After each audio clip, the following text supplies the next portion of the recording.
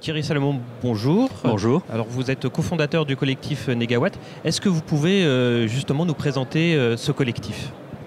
Eh bien, c'est une association, c'est un think tank, un groupe de personnes qui travaillent dans le domaine de l'énergie, des praticiens de l'énergie, à la fois sur les économies d'énergie et les énergies renouvelables, qui se sont réunis depuis les années 2000 et ont travaillé ensemble notamment sur des scénarios énergétiques.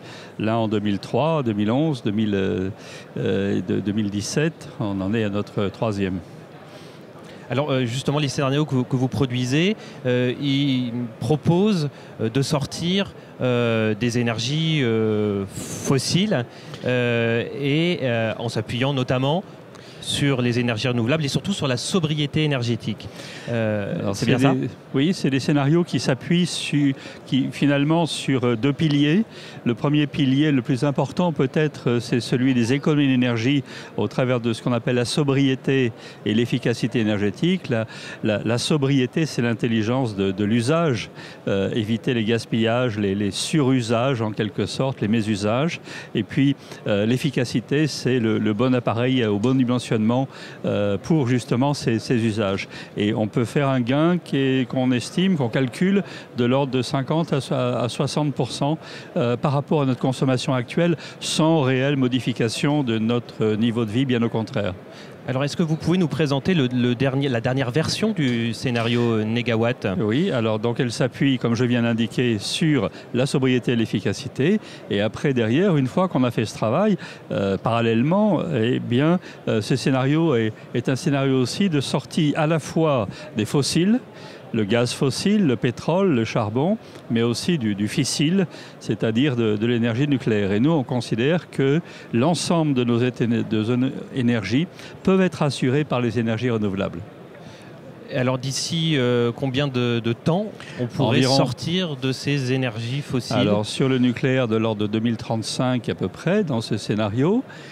Sur le pétrole, ça sera un peu plus long parce qu'on est très pétrodépendant, notamment pour notre mobilité, mais aux alentours de 2040. Et ce qui est intéressant, c'est qu'on arrive à un scénario qui est un scénario neutre en carbone. Autrement dit, la France n'a plus d'émissions de gaz à effet de serre, des émissions nettes. Elle continue à émettre, mais en même temps, on a notamment sur le sol, sur les prairies, sur les forêts, des accumulations de CO2 qui font que le solde finalement est égal à zéro.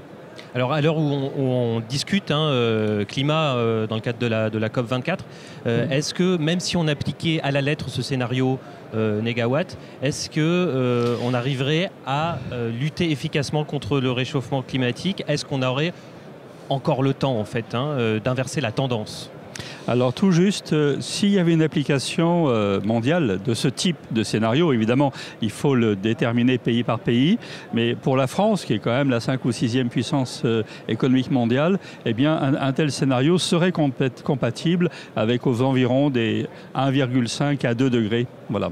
Et donc on resterait à ce moment-là dans quelque chose qui serait maîtrisable. Si on ne le fait pas, eh bien, on rentre en quelque sorte en terre inconnue vis-à-vis de l'ensemble des changements climatiques, mais aussi on continue encore à avoir une économie fondée sur le pétrole, fondée sur des dépendances très importantes. Et ce qui est absolument essentiel, c'est de faire en sorte que derrière, on soit beaucoup plus autonome, on soit beaucoup plus non dépendant et résilient, c'est-à-dire capable de résister à des chocs énergétiques et des chocs climatiques majeurs.